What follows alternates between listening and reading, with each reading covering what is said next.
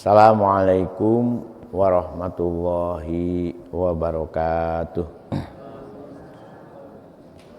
Ila ridho ilahi ta'ala wa khusus bi barakati suratil Fatihah. A'udzubillahi minasyaitonir rajim. Bismillahirrahmanirrahim. Iyyaka na'budu wa iyyaka nasta'in. Shiratal mustaqim. Shiratal ladzina an'amta 'alaihim ghairil maghdubi 'alaihim waladdallin. Bismillah malih, monggo kita berdoakan anak-anak kita, cucu-cucu kita, turunan kita, mudah-mudahan jadi orang-orang yang istiqomah, menjadi orang yang menjalankan tuntunan Islam dan bisa menjadi umat yang terbaik di kemudian. Al-Fatihah. A'udzubillahi minasyaitonir rajim. Bismillahirrahmanirrahim. Iyyaka na'budu wa iyyaka nasta'in. Shiratal mustaqim. Shiratal ladzina an'amta 'alaihim waladdallin. Bismillah, alhamdulillah, la haula wala quwata illa billah, asyhadu alla ilaha illallah wahdahu la syarikalah wa asyhadu anna sayyidana Muhammadan abduhu wa rasuluhu la nabiyya ba'dah. Allahumma ya muqallibal qulub tsabbit qulubana ala dinik. Allahumma ftah qulubana ka futuhil arifin wa nawwir qulubana bi hidayatil yakin. Alhamdulillah, para ibu, para bapak, monggo kita bersyukur malih. Nah, kita paket lengkap kita. Nah, mudah-mudahan yang kita usahakan ini bagian dari rasa syukur kita, bungah kita marang Gusti Allah, ya, berterima kasih. Nah, syukur itu kan berterima kasih, matur nuwun dumateng Zat ing Maha Kuwaos ingkang sampun maparing keistimewaan dumateng panjenengan kita semua. Mudah-mudahan kita termasuk hamba yang pandai-pandai bersyukur. Sholawat dan salam mudah-mudahan tersurahkan kepada Nabi Muhammad Shallallahu Alaihi Wasallam. Alhamdulillah, pada pagi ini kita teruskan malih nggih Gusti Allah. Ayat 47 kemarin Gusti Allah sudah mengingatkan. Jadi kepada umat beragama non-muslim sekalipun, seandainya mereka masih mempertahankan imannya dengan baik sebelum, tapi ingat, sebelum Al-Quran diturunkan. Wal yahkum ahlul injil itu, wal yahkum ahlul injil itu, ya, mereka pun harus melaksanakan hukum-hukum itu adalah hukum-hukum saking Gusti Allah. Jadi kesedihan yang melanda para rasul dan para nabi itu adalah bimbing umatnya yang dablek-dablek, pancet dablek gitu. Nah, itu. Sampai Nabi Musa pun kan la amliku ila nafsi wa akhi. Nah, Nabi Isa juga begitu, sampai diselamatkan oleh Gusti Allah. Bal rafa'ahullahu itu karena angel. Jadi ya angel. Kanjeng Nabi Muhammad ya sampai berkali-kali hijrah. Ya. Jadi inilah tantangan. Nah, tantangan itu oleh Gusti Allah ini memang kehendak Gusti Allah juga. Nah, kalau hebatnya Gusti Allah kan di situ. Nah, ini bisa terlihat di dalam ayat 48 yang akan kita teruskan gitu. A'udzubillahi minasyaitonir rajim. Bismillahirrahmanirrahim. Wa anzalna ilaikal kitaba bil haqqi. Nah, ini untuk kita ini. Wa anzalna lan sampun kula nurunaken terase Gusti Allah. Bukan nurunaken niboaken.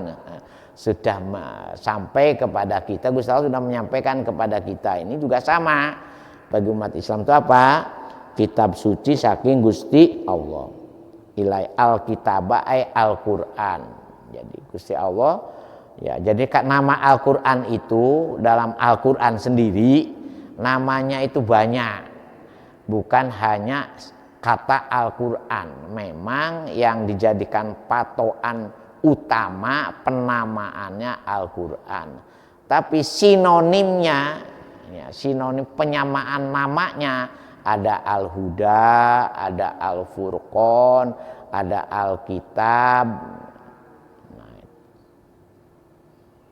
itu nama-nama lain dari Al-Quran yang disebutkan di dalam Al-Quran sendiri. Nah, itu dalam Zalikal kitabu la raiba fi hudal lil muttaqin. Nah, jadi iki kitab Al-Qur'an gitu. Nah, itu. Dan Al-Qur'an itu originalitasnya dijamin karena ayat ini juga memberi gambaran bahwa Al-Qur'an ini insya Allah akan terselamatkan dari manusia usil. Kalau kitab sebelumnya yaitu ya, seperti Taurat dan Injil itu ditakdirkan oleh Gusti Allah ya tidak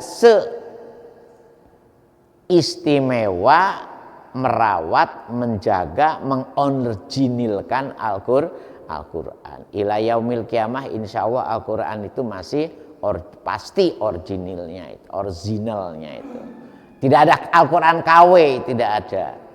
Walaupun kita akui memang ada penyempurnaan cara mengawetkan Al-Quran. Jadi cara mengawetkan itu memang ada beberapa penyempurnaan. Penyempurnaan adanya tambahan titik. Dulu gak ada titiknya, Bu. Pertama Al-Quran ditulis oleh para sahabat atas instruksi dari Rasulullah itu memang nggak ada titiknya, harus diberi titik oleh namanya Abdul Aswad Ad-Duali. Abdul Aswad Ad-Duali itu salah satu murid terbaiknya Imam Ali bin Abi Thalib. Bidang, nah ada bidangnya, bidang tata bahasa Arab, ya jadi ilmu bahasa. Ya. Nah, ternyata dengan titik saja tidak cukup, karena semakin ke belakang, transmisi struktural, bahasa kerennya itu, sanad mengajarkan Al-Quran lewat hafalan dan lewat musyafahah, ya bukan lewat kitabah, itu semakin langka. Semakin angel, lebih-lebih ketika Al-Quran menyebar ke berbagai pelosok umat Islam di luar Jazirah Arab, bahkan sampai ke tanah Jawa kan. Kemudian oleh Imam Ahmad bin Khalil Al-Quran juga diberi harokat seperti panjenengan wau sekarang itu ada harokatnya enak, nggak usah pikirkan ini dibaca mansub, marfu, ya majrur, apa ini kalimatnya majid fi mutaadi, apa kalimatnya ini, dan enggak. Kita jangan tuh. Nah, bacaan pun semakin disempurnakan dengan membedakan. Nah, ada tanda-tanda, coba jenengan ada keluhan, ada yang tajwidnya dibaca guna, dibaca idgham, dibaca ikhfa, itu diberi inisiasi. Nah, itu penyempurnaan, bukan merubah. Nah, kalau kitab sebelumnya itu dirubah, memang isinya yang dirubah itu. Ya, bahkan ada yang nah itu seperti dalam Injil itu dirubah, dalam Taurat juga dirubah. Nah, itu. Sehingga ya siapa yang merubah? Nah, ini yang jadi, makanya saya kemarin sudah memberi informasi, hati-hati juga dengan para tokoh itu yang mestinya jalannya ke selatan, tahu-tahu dibelokkan ke utara. Kalau dulu zaman umat Yahudi dan Nasrani bukan hanya pemahamannya yang dibelokkan itu, tapi isinya sendiri diramu, ya kan? Dipreteli, ya, yang nggak cocok diganti, bahkan dibuang.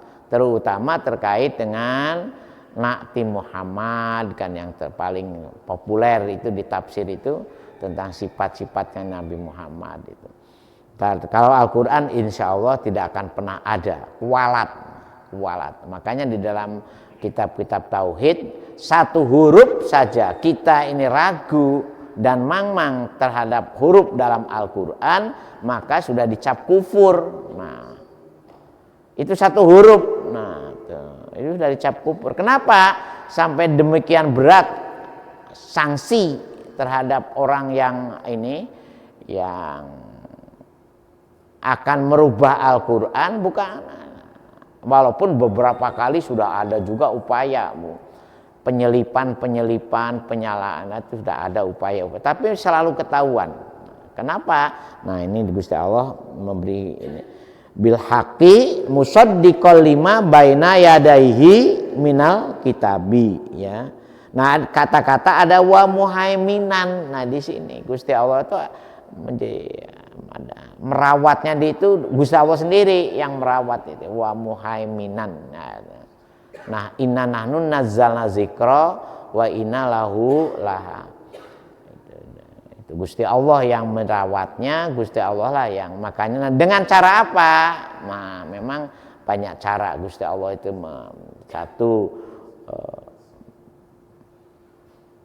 memberikan pengembangan terhadap metode. Jadi beberapa ulama diberi semacam keistimewaan oleh Gusti Allah untuk mampu merangkai, mendesain metode cara membaca Al-Quran. Contohnya yang pertama kali itu Al-Baghdadi. Al-Baghdadi itu kalau nang deso itu istilahnya turutan. Turutan.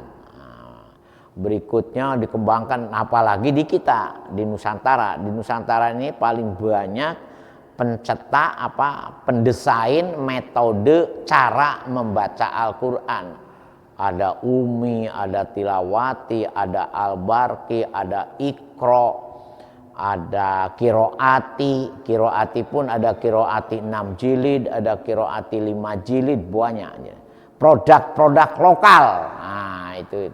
Jadi jangan dikira ulama Indonesia itu tidak bisa mendesain.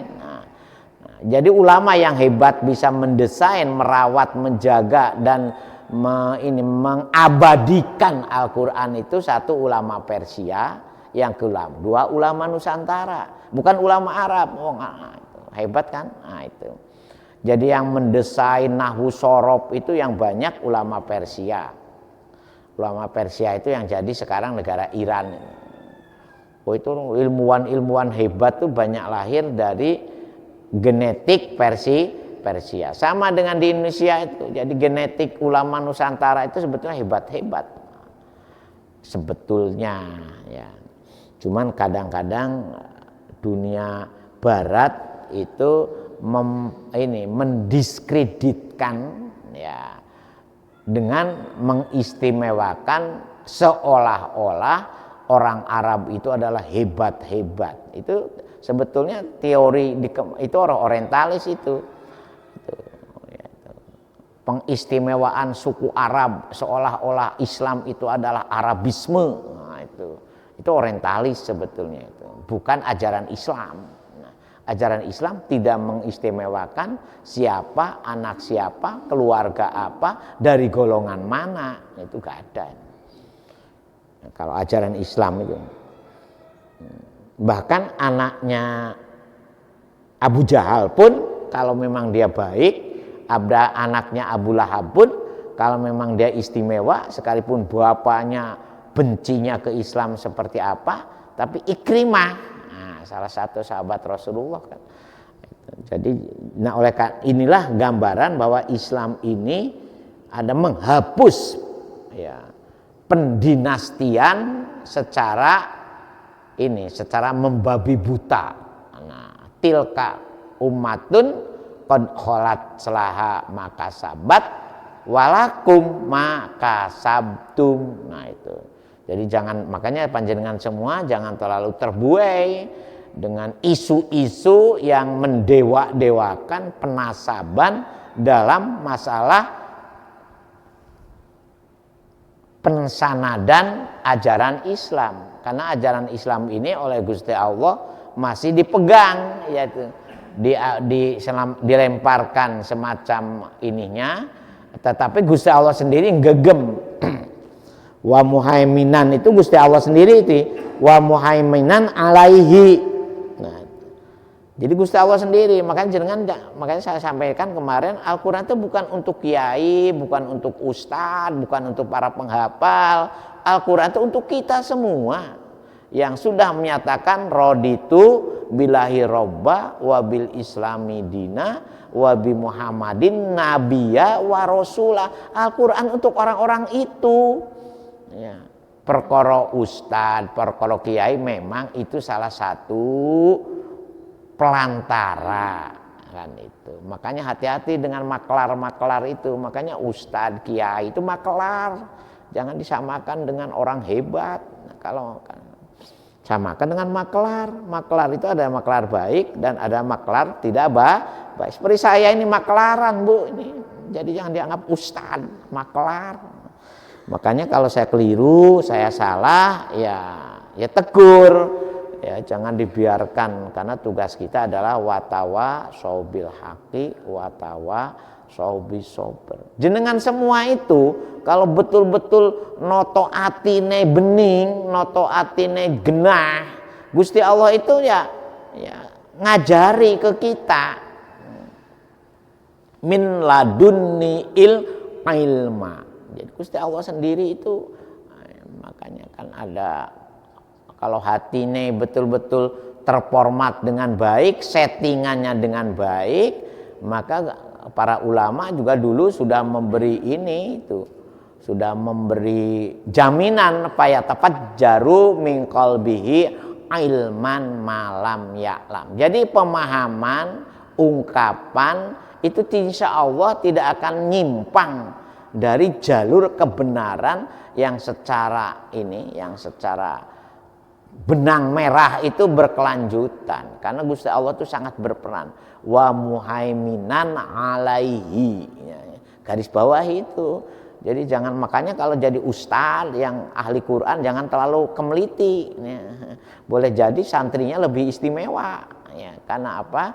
Karena wa muhaiminan alaihi tidak untuk salah satu kelompok, tidak untuk salah satu orang, tapi untuk Al-Quran yang kepada siapa? Kepada orang yang roditu billahi robba. Makanya jangan kemeliti-kemeliti kalau sudah jadi ustad, ustadah, kiai, seolah-olah benar karepe dhewe, nggak bisa. Karena Gusti Allah sendiri yang akan memberikan pembelajaran kepada pribadi per pribadi. Coba baca tuh Al-Baqarah 282 itu. Ada ungkapan wattaqullah wa yu'allimukumullah. Kalau kita nih takwanya pada Allah temenan, makanya Gusti Allah sendiri yang akan ngajari kepada kita. Dan kalau diajar oleh Gusti Allah luar biasa. Nah, inilah yang membedakan kenapa cara Syiah di Iran itu ada pengistimewaan terhadap bagaimana memformat orang-orang agar wattaqullah wa yu'allimukumullah-nya jalan. Nah, orang-orang yang berposisi bisa mendapatkan ilmu dari Gusti Allah secara iltiqoan, nah, dalam bahasa anak pesantren itu namanya ilmu laduni. Dan oleh ulama dulu juga dikembangkan wafil laduni kola. Nah, dalam Alfiyah Ibnu Malik itu ada kemungkinan.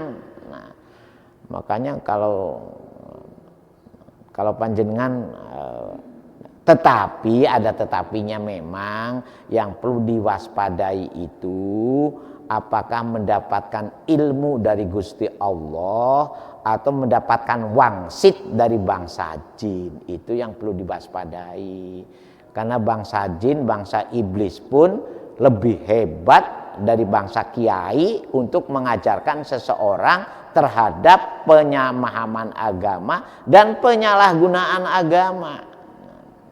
Wangsit itu kan, pernah dengar kata wangsit, Bung? Nah, wangsit. Jadi makanya disinilah kepekaan kita terhadap seleksi. Nah, makanya mudah-mudahan paketan-paketan di masjid ini jangan sampai teracuni, terkontaminasi oleh pikiran-pikiran yang paket-paketnya ini error. Nah, ini mudah-mudahan. Makanya saya minta kepada para pengurus masjid, para pengurus yayasan untuk selektif. Nah, sebab apa? Kalau kita salah alur, salah jalur, salah sanad, salah transmisi bisa error, bisa. Contohnya kalau panjenengan, jadi kenapa Islam itu harus bersanad? Ya contohnya jenengan listrik lah. Nah, kalau di tengah jalan itu sambungan kabelnya ini ada yang konslet, akan iso meledak, bisa gak beres. Ya, kita supaya terangnya podo dari sumber cahaya sampai ke kita ini listrik itu 25 watt ya terangnya 25 watt, 5 watt ya terangnya 5 watt, 8 watt terangnya 8 watt. Ya kemudian kabelnya ini juga tidak mudah konslet. Nah itu, maka pilihlah kabel-kabel yang bagus. Ya, kalau voltasenya besar, maka kabelnya juga harus imbang. Makanya kan ada istilah penampangnya itu. Wah, orangnya. Jadi supaya tidak konslet. Karena konslet. Karena apa? Karena banyak yang agama itu diajarkan secara konsleting itu akhirnya melahirkan kelompok-kelompok sing aneh-aneh. Jadi jangan terbuai panjenengan dengan ketokohan seseorang, dengan sebab perlu direkam jejak. Nah, telusur keahliannya itu perlu dipertanyakan dulu. Nah, ya supaya kita tidak konsleting di dalam cara memahami dan mengembangkan. Nah, karena Gusti Allah sendiri menjamin, jadi wa muhaiminan alaihi. Jadi yang muhaiminan itu ya Gusti Allah, alaihinya kepada Alkitab. Jadi Gusti Allah selalu menjaga, merawat, mengorzinilkan keasliannya itu.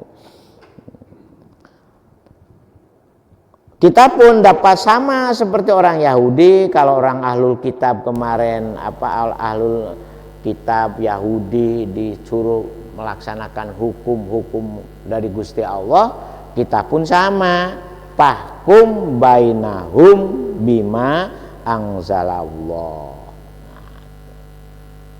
Laksanakanlah hukum itu dengan apapun yang sudah diajarkan, yang sudah dibimbing yang oleh Gusti Allah. Yakinlah, karena Gusti Allah tuh satu, kita harus yakin Gusti Allah tuh yang menjadikan kita.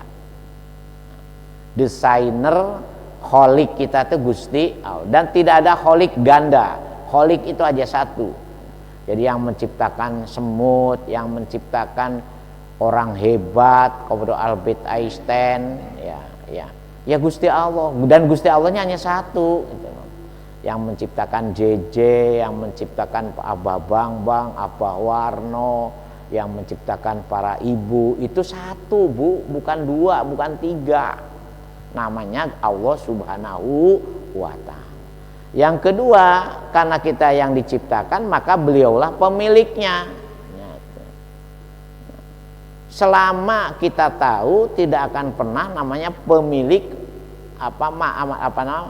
menterlantarkan yang dimilikinya.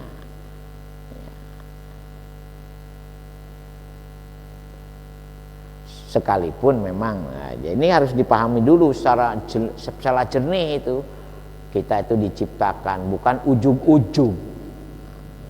Kalau diciptakan berarti ada tugas yang akan dipertanggungjawabkan. Nggak mungkin lah ma khalaqta hada batila. Tidak ada satupun ciptaan Gusti Allah itu yang diciptakan sia-sia. Jadi bukan main-main, Bu. Jadi Gusti Allah menciptakan kita tuh serius gitu ya. Makanya inilah yang perlu ditanamkan kepada anak-anak kita supaya tidak menjadi anak-anak yang melahirkan anak main-main. Ya. Ngerti nun sewu nggih, bukan nyindir ini. Ngertos maksudnya menjadikan anaknya main-main. Kalau hamil sebelum nikah, berarti kan menjadikan anaknya hasil produk mainan. Itu menyalahi kudrot itu. Nah itu. Jadi jangan sampai kita ini nyalahi kudrot. Kalau nyalahi kudrot, wah itu bahaya. Jadi kita pun punya tanggung jawab, punya kewajiban menjalankan hukum-hukum di antara hidup kita ini, menjalankan aktivitas kita ini sejalan dengan pencipta dan pemiliknya. Ya. Ya. Jangan sampai yang dimiliki duwe karep sak karepe dhewe, kan ini aneh. Nah, sekarang yang terjadi itu memang pemilik dengan yang dimiliki itu, yang dimiliki uripe sak karepe. Nah, kita ini naudzubillah min dalik, ya mudah-mudahan dengan kita seperti ini dalam rangka sadar bahwa kita ini dimiliki dan pemilik kita membuat rambu-rambu. Jangan ditabrak terus, jangan dilabrak. Jangan menganggap kita juga liar. Dikira liar dia oleh Gusti Allah. Jangan menganggap kita itu diliarkan oleh Gusti Allah. Kita itu disayangi. Makanya kalimat pertama itu Gusti Allah membuat monumen Bismillahirrahmanirrahim. Disayangi, dikasih sayang. Bahkan orang yang membenci Gusti Allah pun masih disayangi oleh Gusti Allah. Dikai mangan, dikai, bahkan mungkin ya dikai istimewa, seolah-olah orang kafir itu kan digambarkan oleh Gusti Allah itu diberi mobilnya juga Ferrari, Lamborghini. Nah, kita ini mau beli Avanza satu aja kredit kan. Sementara orang yang nggak ngerti Gusti Allah ada jet pribadi, kemudian kapal pesiar, punya jet pribadi, punya kapal pesiar, punya. Ya, kemudian mobil yang bisa di darat jadi mobil, ketika macet bisa melipat jadi pesawat, bisa. Mungkin boleh karena itu kasih sayang Gusti Allah.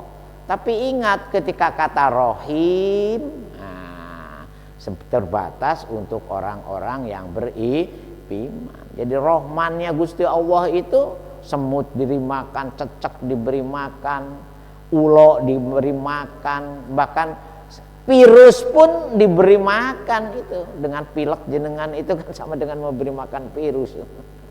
Virus ya alhamdulillah, tragedi COVID-19 ya mudah-mudahan jangan sampai ada lagi. Jadi bima anzalallah itu garis bawahi apa. Nah, karena apa? Karena Gusti Allah paket lengkap. Mengajarkan hidup dengan cara Gusti Allah itu, Gusti Allah memberi paket lengkap ke kita itu. Untuk urusan pribadimu kaya apa, urusan rumah tanggamu kaya apa, urusan bertetanggamu kaya apa. Sampai kan ada hadis mangkana yuminu billahi wal yaumil akhir. Nah, fal yukrim jarohu, fal yukrim doipahu. Dengan tetangga saling memuliakan, bukan saling lempar kotoran. Kalau tetangganya saling lempar kotoran, itu enggak cara Islam, enggak cara Gusti Allah. Ketemu orang senyum manis, bukan senyum sinis kan gitu. Ketemu orang senyum sinis. Itu ajaran Gusti Allah itu luar biasa. Wala tamshi fil ardi maroha, jangan sampai kamu berjalan di muka bumi itu dengan penuh keangkuhan. Ya, paket lengkap lah untuk pribadimu kaya apa, noto atimu kaya apa, inna fil jasadi haqqon, kata Rasul. Jadi lengkap, paket lengkap. Urusan rumah tangga, urusan ngopeni anak, urusan ngopeni bojo, urusan ngopeni istri, ngopeni suami itu lengkap. Nah, begitu juga tatanan sosial, kemasyarakatan, seperti apa, kenegaraan seperti apa, noto bumi, bahkan kalau panjenengan bagaimana cara menanam padi, cara menanam tanaman, itu ada ininya sendiri, itu ada SOP-nya yang diajarkan secara spiritual. Kalau mau memotong pohon, mau itu enggak asal tebang. Mau nanam apa itu enggak asal nanam. Ada ininya sendiri tuh, ada semacam ada paketan ininya, spiritualitasnya kalau bahasa kerennya. Jadi agama mengajarkan seperti itu. Mau bangun bangunan apa tanahnya itu diajak ngomong dulu. Jadi ada ininya sendiri itu, ada hoki, ada gimana ini kalau tanahnya itu agak sedikit angker, cara ininya, cara menaklukkannya seperti apa, itu ada itunya itu. Ada itunya sendiri-sendiri. Nah, itu luar biasa. Jadi paket sangat lengkap. Jadi bima anzalallah itu menyangkut semua aspek kehidupan, karena Gusti Allah sadar kita ini dimiliki, pemilik kita sangat bertanggung jawab terhadap apapun yang menjadi kebutuhan, menjadi jaminan. Cuma ada cumanya, kita kadang-kadang sakar PDW itu sudah Allahu Akbarnya bolak-balik Allahu Akbar, tetap menganggap Gusti Allah kecil, lupa dengan ajaran Gusti Allah. Makanya setelah bima anzalallah ditegaskan wala tatabi'il hawa ahwa. Kan itu wala tabil ahwa ahum. Hawa itu zamannya ahwa. Mengapa ahwa? Karena nafsu kita itu bukan hanya satu lapis dan satu jenis. La nafsul amaroh, lawamah, mulhimah. Ada 7 jenis. Makanya dibikin jama' oleh Gusti Allah itu. Wala tatabi ahwa. Kalau di ayat lain kan wala tatabi'il hawa. Dan kamu jangan manut, jangan mengikuti hal. Nah ini, jadi Gusti Allah itu mendapat perlawanan dari seseorang yang beriman itu lewat nafsunya. Jadi nafsu kita inilah yang membangkang, yang melawan terhadap. Jadi kalau nafsu panjenengan sudah bisa dikendalikan, bisa dimanage, bisa dibunuh tidak bisa, jangan. Jangan membunuh, karena nafsu itu jelek-jeleknya jiwa raga. Jadi settingan Gusti Allah itu luar biasa. Maka muncullah kalimat la ilaha illallah itu dalam rangka bagaimana kita ini bisa memanage nafsu kita, karena nafsu kita itu dibagi 2. Nafsu ya udah sering sampaikan itu. Satu nafsul kolbun jasmaniun dulmaniyin. Nah, nafsu bongso jasadiyah, nafsu bongso. Jadi yang kedua kolbun nuroniun robbaniun latifun robbaniun. Itu hawa nafsu yang mengantarkan kita dulu, mohon maaf ya, ketika zaman penataran P4 itu kan kita diajari itu secara teori, karena bagaimana supaya P4 itu bisa dihayati. Wah, maka diajarkanlah namanya manusia paripurna. Nah, manusia paripurna itu bagaimana? Manusia yang bisa mengendalikan nafsunya. Jadi ajarannya ajaran agama. Di buku-buku P4. Nah, sekarang ini karena anak-anak kita tidak dikenalkan dengan landasan-landasan karakter building, nation karakter building, hanya teracuni oleh dunia global. Makanya negara yang bisa kokoh itu adalah negara-negara yang bisa mempertahankan jati diri kultur atau adat asli bangsanya. Contohnya Jepang, coba jenengan. Sampai sekarang Cina, coba jenengan. Jangan dikira Cina ini mempertahankan terhadap kultur leluhurnya itu cukup ini. Persia, Iran, Inggris itu. Coba negara-negara yang acak-acakan kayak Indonesia ini kan.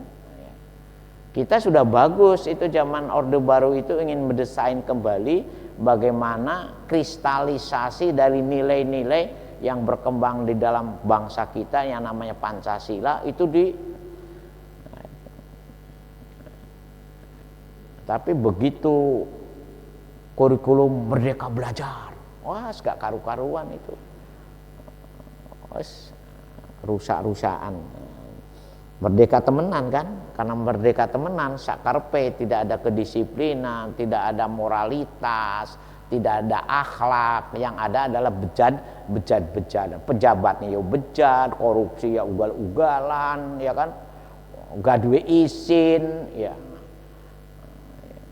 Saya tadi malam dengarkan diskusi di KI, sudah ngerti aturannya. Kalau ada suap itu mestinya segera dilaporkan ke KPK. Kok dibalik namanya kepada yang memberi? Yang memberi kan lucu. Kalau levelnya menteri lagi kadang, masya Allah.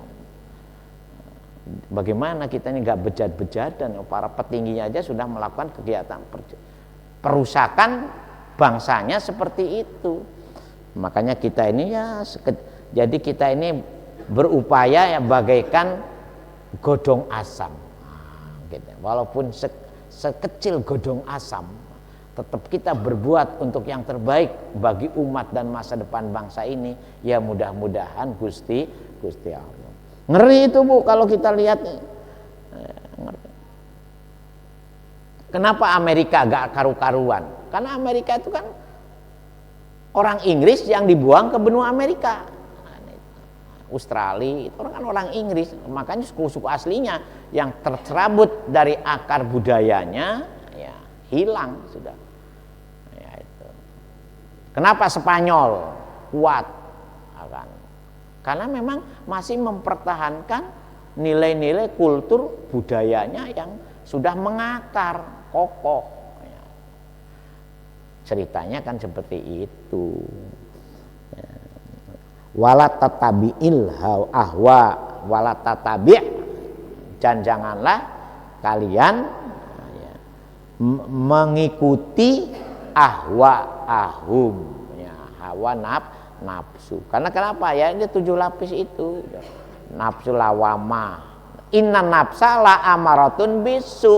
Nah, semua nafsu itu mengantarkan kita kepada perbuatan jelek. Sekalipun nafsu itu levelnya sudah mutmainah. Jadi lawamah, mulhimah, amaroh, lawamah, mulhimah, mutmainah, kemudian rodiyah, kamilah. Jadi walaupun sudah mutmainah, kalau tidak diirji'ikan, orang sudah berbuat baik, orang sudah tertarik dengan kebaikan, menjalankan perbuatan baik.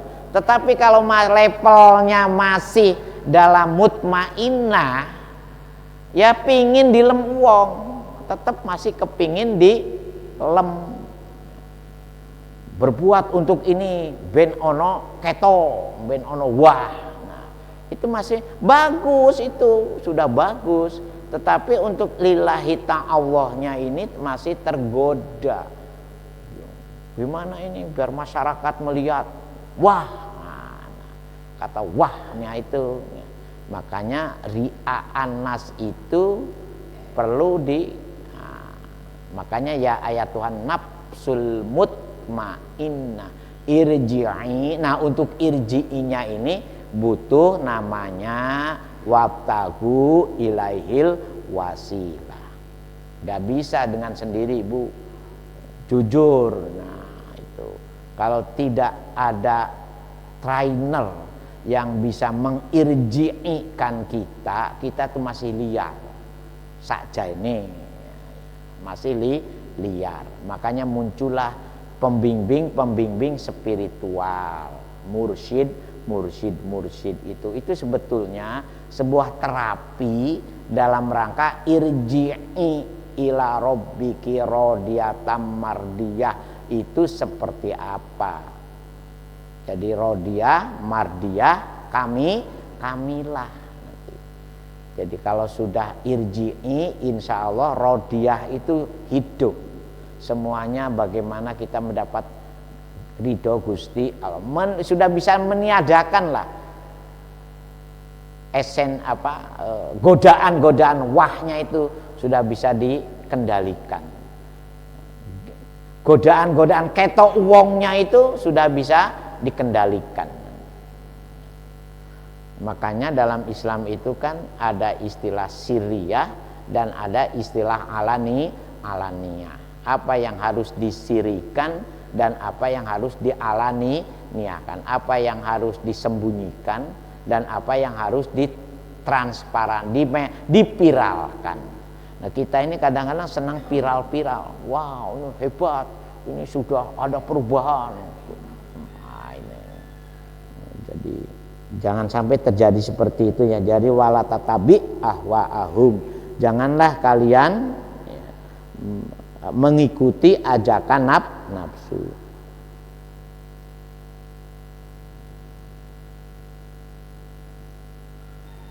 Karena apa? Karena memang kenapa? Di sana Gusti Allah tuh mau pelik itunya itu. Amma ja'aka minal haqqi. Ya. Jadi barang bener pun kalau dilaksanakan masih dengan godaan nafsu, nah, tetap hasilnya akan tidak baik. Maka bima angzalallah itu digarisbawahi betul. Nah, bagaimana kita ini terhindar dari ria'an nas. Ya. Jadi makanya muncullah pembelajaran namanya ikhlas, beramal. Seperti semboyannya Kementerian Agama. Kementerian Agama itu itunya ikonnya ikhlas beramal. Prakteknya dibalik, tapi beramal seikhlasnya.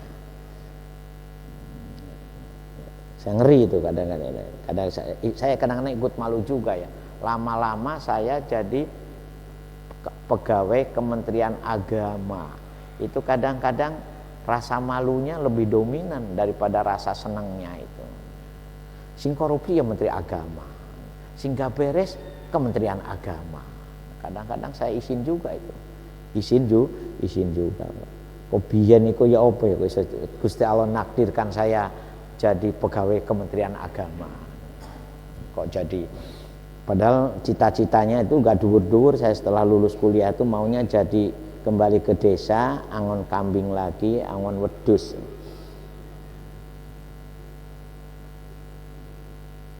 Nah, jadi likulin.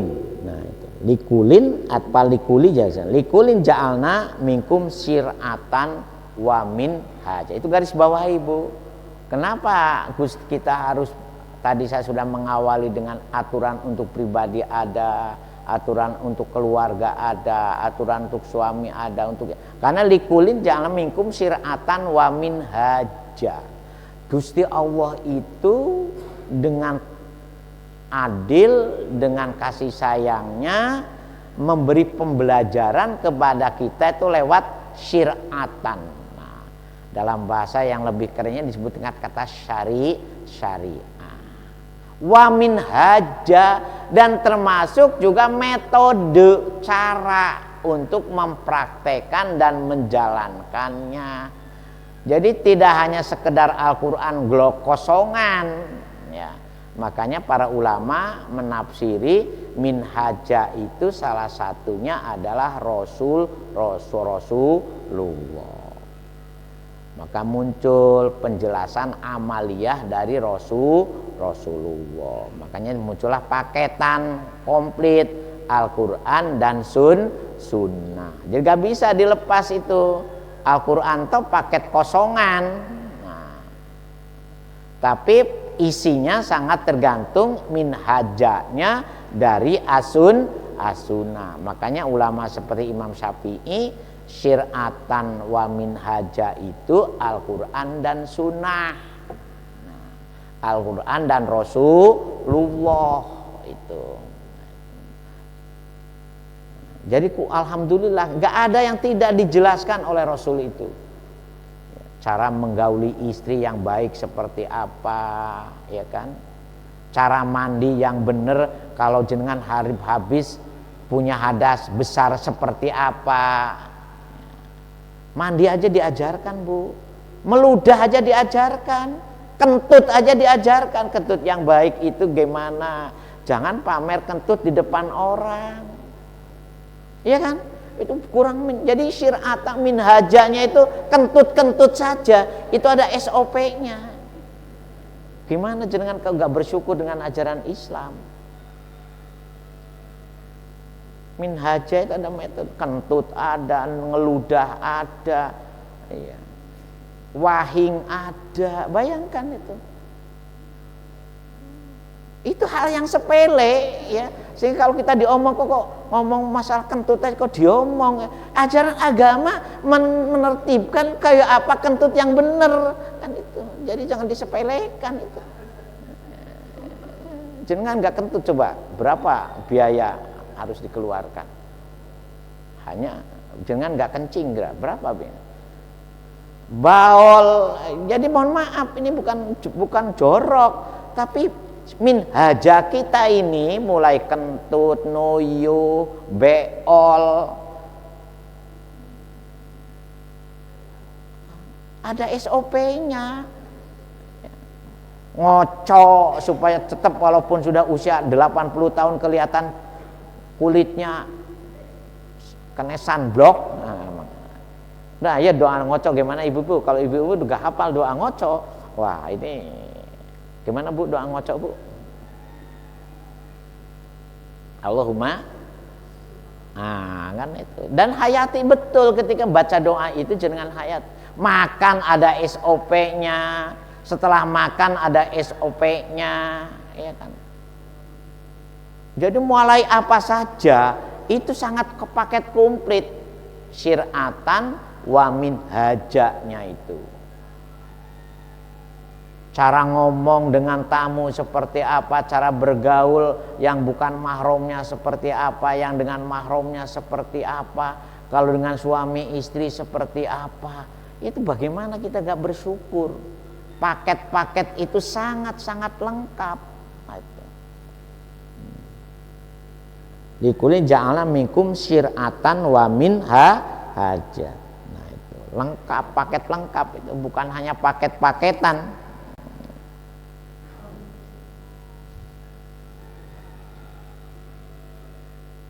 Sholat itu mulai dari cara bersuci, cara wudhu, cara sholatnya, cara komplit, cara membersihkan di rumah, yaitu cara noto, yaitu seperti tadi saya sampaikan, ngetok tanaman pun ada SOP-nya, nanam pun ada SOP-nya, mau bangun di tanah kosong kita lihat-lihat seperti apa, cara minta izin kepada penghuni yang lebih dulu menghuni di tanah itu, bukan manusia loh ya. Nah itu. Kenapa penghuni Gusti bumi ini bukan hanya makhluk ketomoto, makhluk yang tidak ketomoto lebih banyak populasinya dari makhluk yang ketomoto. Coba kalau nggak percaya jenengan suatu ketika ini gimana ini? Suasana makhluk penghuni Masjid Al-Hikmah itu selain jamaah sholat manusia. Nah,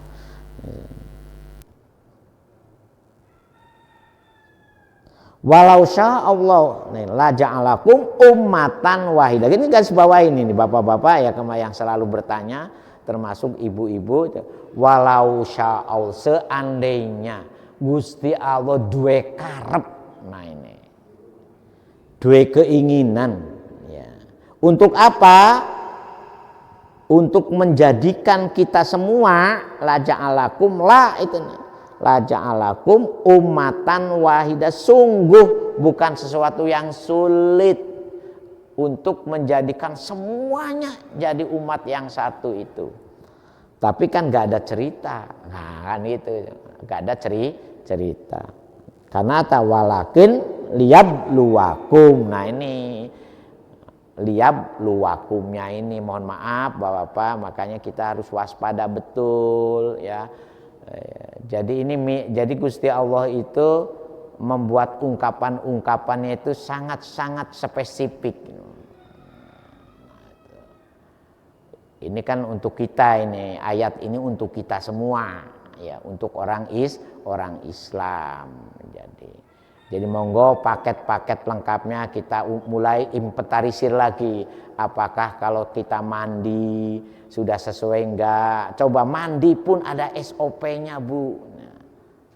Takdimul mulyumna dengan alal yusro, bayangkan mendahulukan bagian tubuh yang sebelah kanan, ya membelakangkan bagian kiri. Sampai bayangkan sampai istisyak itu apa? Umur itu kan, kemudian menghirup air ke hidung, lihyah itu ngelus-ngelus jenggot itu ada SOP-nya. Gimana ajaran Islam tidak dianggap istimewa? Sing duwe jenggot itu kan sunnah di lihyah, ini jenggot. Kalau wudu itu ya, kalau saya berjenggot, ibu saya ini kan kategori orpek. Ngertos orpek, Bu? Orang pendek. Kalau berjenggot, saya khawatir tidak ada bedanya antara saya dengan kambing, kan kata. Iya kan. Makanya saya gak perlu berjenggot, Bu, ya. Nah, saya masih merawat kumis supaya apa? Supaya betul bahwa ini memang saya laki-laki walaupun pendek. Jadi jangan bicara sunnah bid'ah macam-macam. Kita menyesuaikan. Nah, kalau saya berjenggot sudah pendek berjenggot. Jadi minhajah itu monggo panjenengan bersyukur betul ya bahwa kita ini cara berpakaian, cara memulai pakaian itu kan luar biasa itu. Ya itu tadi mulai kentut, mulai pipis, mulai semuanya ada SOP-nya, meludah, senyum, kemudian bangun tidur, mau makan, setelah makan, mau masuk WC, mau keluar WC, mau mengumpuli istri, ya. Setelah mengumpuli, semuanya ada SOP-nya itu. Bayangkan luar biasa kan itu. Dan SOP-nya itu betul-betul standar ideal, manusia sehat, manusia berkah, manusia istimewa. Minhaj itu jadi jangan dikira cara rapat, cara bertamu, bayangkan cara nyunggui tamu. Jadi kalau ini sekarang ini ibu-ibu, mohon maaf, panjenengan semua sudah melupakan mewarisi bagaimana cara menghidangkan teh kepada tamu, bagaimana cara menaruh gelas hidangan kepada tamu. Itu sudah gak ada anak sekarang yang ngerti itu. Betul ya? Kalau cangkirnya berlepek seperti apa, kemudian pegangannya dihadapkan kemana, masih apa enggak? Harus itu. Kalau ibu-ibu tidak mengajarkan itu, kita mewarisi kebobrokan moral, kebobrokan akhlak untuk anak-anaknya. Cara mencium tangan kepada orang tua seperti apa, cara bersimpuh di depan orang tua seperti apa. Orang tua dulu kita itu kan motong kuku aja ada SOP-nya, itu motong kuku, Bu. Iya, betul enggak? Iya. Minhajanya itu sudah tertransformasikan secara detail. Nah itu. Walau sya'allahu la ja'alakum ummatan wahi, tetapi walakin liyabluwakum fima atakum. Nah ini misterinya Gusti Allah di sini, Bapak-bapak. Makanya jangan kaget. Alhamdulillah kita liyabluwakumnya ini masih diberi kesempatan berpaket komplit. Nah, dengan seperti ini kita akan menyadari agar hidup kita semakin terkoreksi menjadi orang baik, orang baik. Kita lanjutkan terusannya minggu yang akan datang ya. Ini. Sebab kenapa saya agak banyak ngomong? Karena ayat ini untuk kita. supaya tidak sama dengan ayat-ayat sebelumnya yang seolah-olah ayat sebelumnya itu hanya untuk menggambarkan bagaimana cara beragamanya orang Yahudi dan orang Nasrani. Kita mari cara beragama kita bisa menjadi kuntum khairu ummatin ukhrijat linnas. Nah, ayat ini ya walaupun ya itu tadi misterinya walakin liyabluwakum bima atakum. Memang di sini misterinya itu ya. Al-Fatihah. Auzubillah min hamdan syakirin hamdan wa afini amma yukab masida ya rabbana lakal ham kama yanbaghi li jalali wajhika wa adim sultan Muhammad salatan tunjina biha min jami'il ahwali wal afat wa taqlina biha jami'al hajat wa tutahhiruna biha min jami'is sayyi'at wa tamsahuna min jami'il khairat Allahumma ya muqallibal qulub sabbit qulubana ala dinik Allahumma iftah qulubana ka futuhil arifin wan nawwir ahlana wa auladana wa talamidana min ahlil ilmi walil khair wala turbana wazwajina wa durriyatina qurrata a'yun waj'alna lil muttaqina rabbana atina fid dunya hasanah wa fil akhirati hasanah wa qina adzabannar subhana rabbika rabbil izzati amma yasifun wa salamun alal mursalin walhamdulillahi rabb. Sekurang dan kami ihdinas siratal mustaqim. Assalamualaikum warahmatullahi wabarakatuh.